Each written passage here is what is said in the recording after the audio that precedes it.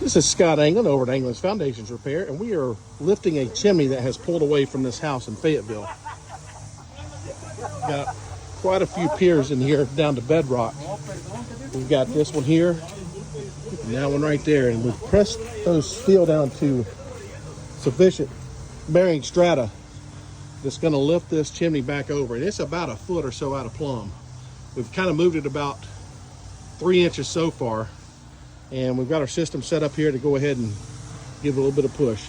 All right, fellas, let's go ahead and see what we got here. Let's give it a little movement.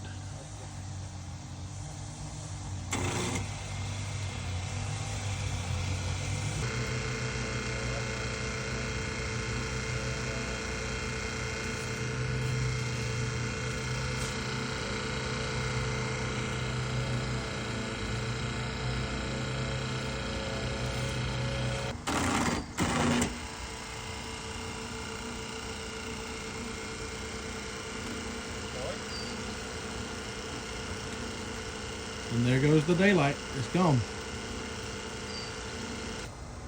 Doesn't get any better than that, boss man.